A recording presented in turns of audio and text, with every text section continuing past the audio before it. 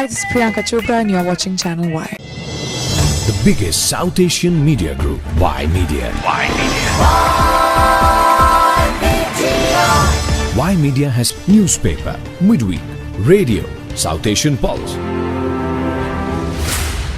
Hi, I'm Amitabh Bachchan and you're listening to South Asian Pulse. Hi, this is Amir Khan and you're listening to South Asian Pulse. अब हर दिन सुने GTA का number 1 radio station FM 91.9. You are watching Channel Y. Channel Y.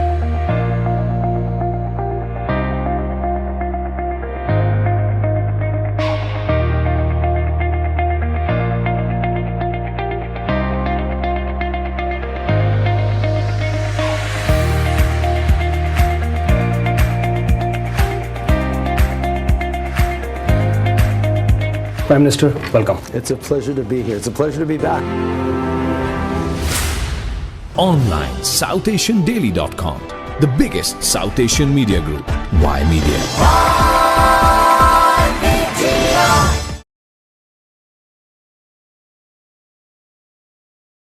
Hi, Pierre. This is Jadoo. On behalf of Y Media Group, I'd like to welcome you. How are you? Great to be with you. Thank you for hosting me. You are very welcome. And let's get straight to the discussion. We've been hearing a lot about direct flights between Canadian cities and different cities in Punjab. What do you have to say about that? Well, I'm sure disappointed in Justin Trudeau for failing to include a Punjabi destination for direct flights in the recent Open Skies agreement with India. Trudeau agreed with having Delhi, for example, which is fine, of course, but I don't know why he would not have insisted on including either Amritsar or Chandigarh.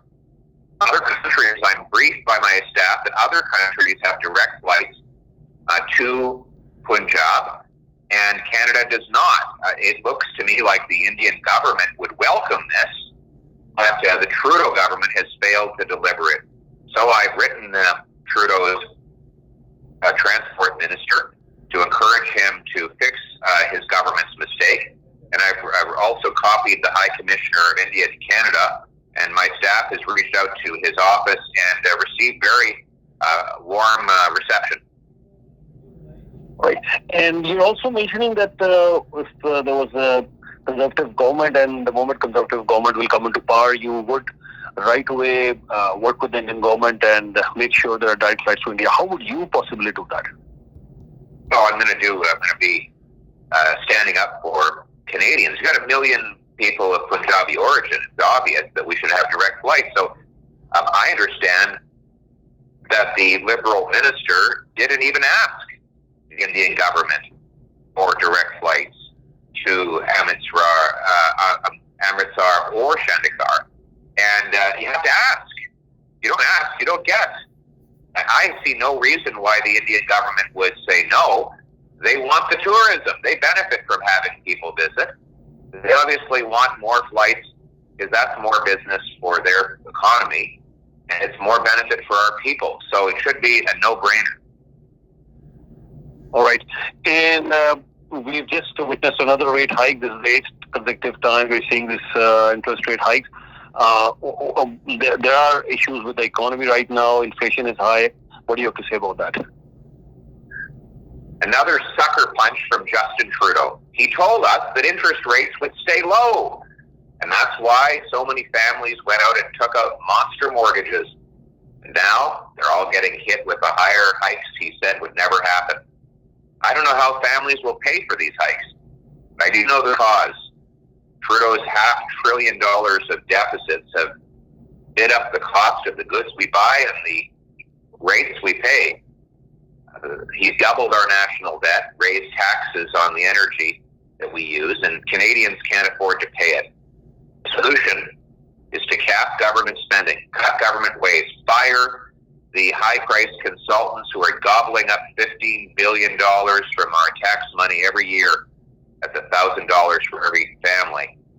Get rid of all that waste, bring the deficit down, lower the cost of government so that the cost of living is affordable. Get rid of the carbon tax so we can have more affordable gas, heat, and groceries. When I'm Prime Minister, Minister, your dollar will go further. When I asked the same question to in my interview to PM Trudeau said that if we won't have really supported Canadians during the time of COVID, they would have had very difficult challenges. They would have had to face more financial issues. Yeah, but that's not what he did, though. He gave 40% of all the new debt he's added in the last 3 years had nothing to do with COVID. That's $200 billion of new spending unrelated to COVID. He wasted $54 million on the ArriveCan app. Much of it went to high-priced consultants who did no work. He's given more contracts to McKinsey, a big, powerful, liberal-linked firm, $100 million for that firm. He paid CERB benefits to people who had quit their jobs, who could have got new jobs working in the million vacant job positions. He even gave CERB checks to prisoners while they were in jail. Trudeau has wasted more money than any prime minister in history. He's the most expensive prime minister we've ever had. We have to get rid of him in order to bring race and inflation back down. A very similar answer from the Transport Minister, Mr. Omar Al-Ghabra, because you're mentioning that they haven't asked, but when I did an interview with our Minister of Transport, Omar Al-Ghabra, on this issue as well. So now they're claiming that they did meet the Indian Minister of Civil Aviation last spring, and their focus was, they were mentioning it, discussion was to have direct flights to Amritsar, and they say, yes, we see it is necessary. They are saying, unfortunately, the Indian government is not ready. That's their answer to me. No, I think that's just more excuses. Why do they keep failing Canadians? Stop making excuses. Go in and negotiate like a professional and get results. This is a government that can't get results in the world because they're not respected in the world. And you see it with the state. No deal on softwood lumber. No deal to close the Roxham Road illegal border crossing. No deal on Buy America. No results for our people because this incompetent and out-of-touch government can't get anything done. And now they're making excuses. They signed the deal. They could have said to the Indian government, we're not signing the deal until we get a flight to Punjab. But they didn't. They backed down. And now 1 million Canadians of Punjabi origin are left out in the cold. Yeah, but they're saying the Indian government is not ready. So that's my question to you as well. How would you make sure that if the Conservatives... Yeah, go ahead. If that's true, why is the Indian government allowing other countries to have direct flights to Punjab? Yeah, they've had many direct flights. You're right, and actually the numbers are increasing. We discussed that the numbers to other countries are increasing. Many other cities are increasing. Not only to have international flights from Punjab, but the numbers is also increasing. Very quickly, I think you've just answered your question. You really believe that it's the Indian government? Why would the Indian government only say no to Canada? I don't buy it. All these other countries are getting direct flights to Punjab, but not Canada? Why? Okay. Quickly on the crime, we've been listening that we're going to get tough on crime, reforms in the system, but still, I think we, on our radio shows, on our TV shows, daily calls, the crime rate is increasing. What will you do for that? Yeah, you're right. Crime has increased. Violent crime up 32% since Justin Trudeau became Prime Minister. Gang violence has almost doubled in the 8 years he's been in office. Canadians have never felt more at danger than they do now after 8 years of Trudeau.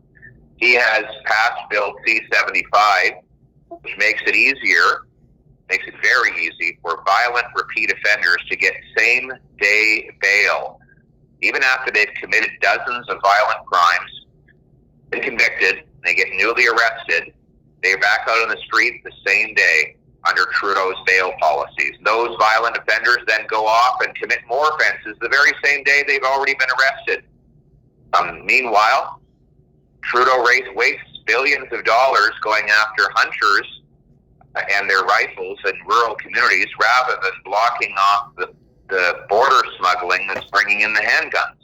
So my answer is tougher longer sentences and harder bail conditions for repeat, habitual, violent offenders, and put the money into the border to keep illegal guns out. That is the solution to Trudeau's crime problem.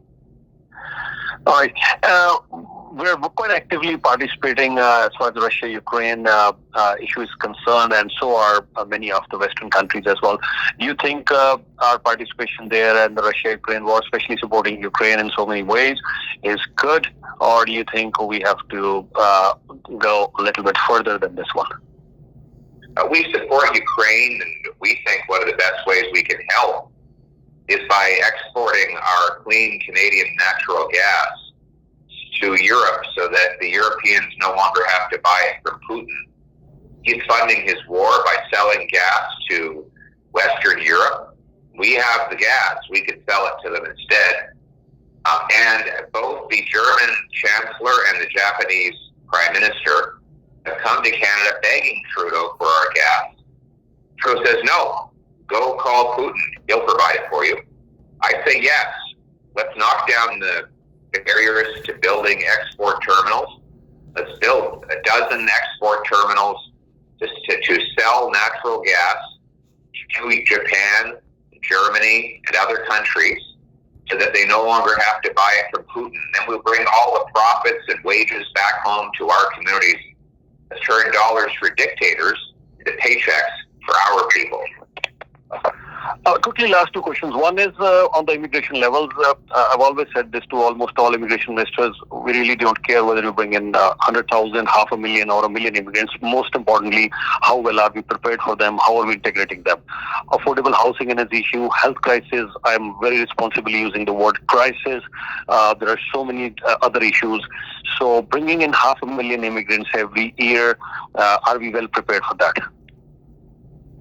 Well, I think you hit the nail on the head. Under Trudeau, house prices have doubled, and wait lists in our hospitals have exploded. And now newcomers can't get housing or help. He has no plan to fix that. So what I propose is I'm going to require large, overpriced cities to remove government gatekeepers and lower the cost and increase the speed of building permits, so that we can build millions of new homes. One of the reasons housing is so expensive is because of the cost of government permits, delays, zoning, consultants, taxes, charges, fees. We have to sweep away all those costs so builders can build and immigrants can have homes. And that's why I'm going to say to cities, look, you want infrastructure money? You've got to get out of the way and let builders build. I'm going to require every single federally funded transit station have pre-approved housing density right around it, so young people don't even need a car. And I'm going to sell off 15% of the 37,000 federal buildings to turn it into affordable housing. By the way, I'm also going to create a new stream of immigration for highly skilled home building trades, so that we get more carpenters, framers, plumbers, and other roofers and others who can build the houses that we need. Yeah, I know you've got a lead in the recent poll numbers, but what happens closer to the elections is that your presence here in GTA, this is the battleground right here in GTA. It's not the Liberals who win. I think the Conservatives don't pick up enough seats here in GTA. Sometimes you're even almost out of the 25 seats in Toronto itself. So what are your plans for GTA? Well, I'm visiting GTA probably 4 times a month now, almost once a week, and it's very simple. We've got to, when I was a kid, my parents taught me that it didn't matter where I came from, it mattered where I was going.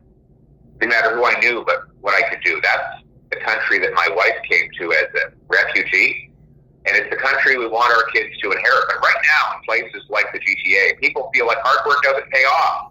No matter how hard they work, by the time Trudeau's taxes and inflation gobble up their paycheck, they get nowhere. So I'm going to tackle the inflation and reform the clawbacks and taxes so people can bring home more of each dollar they earn. That way we'll restore Canada as a place where hard work pays off, a country where it doesn't matter if your name is Chang or Charles, Mohammed or Martin, Smith or Singh. As long as you're prepared to work hard, you get a fair shot at your dreams. That's the country that I want to restore, and that's why I'm going to win the GTA. My last question is on the foreign policy regarding China and India. China, first of all, I still remember when I asked Prime Minister Trudeau in an earlier interview that you're not asking tough questions to China. He said, yes, we will. And now we're seeing that, yes, Canada has started asking very tough questions to China. Are you satisfied with that, or you want to hold China more accountable? Because we still haven't asked where did this virus come from, and there are so many other challenges that the world is facing, including US and many of our Western allies as far as China is concerned. Your take? Any tough questions.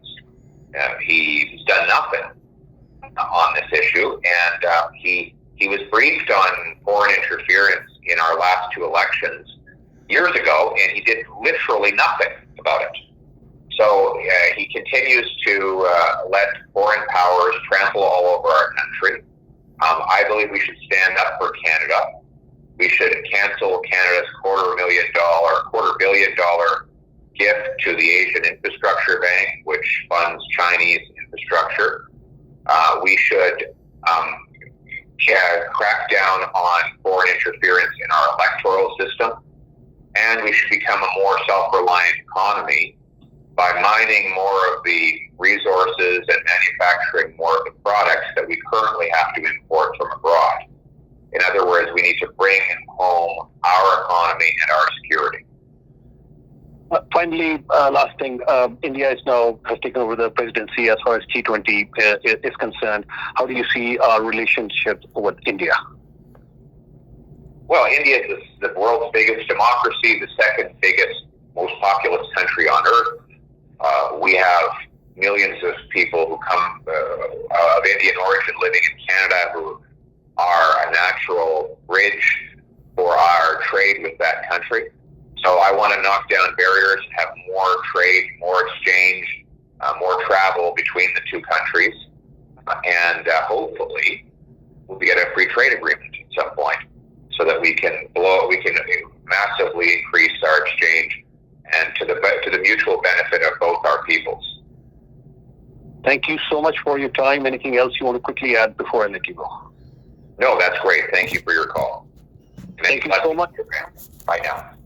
Thank you. Bye for now. You have a wonderful day. Take care. Bye-bye. Hi, this is Priyanka Chopra and you're watching Channel Y. The biggest South Asian media group, Y Media. Y Media has newspaper, midweek, radio, South Asian Pulse.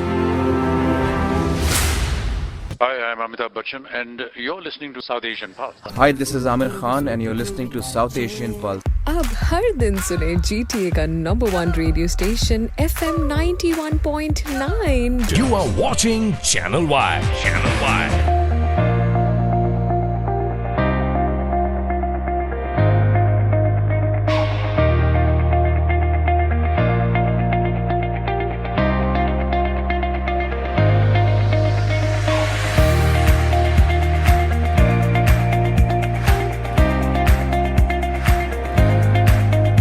Prime Minister, welcome. It's a pleasure to be here. It's a pleasure to be back.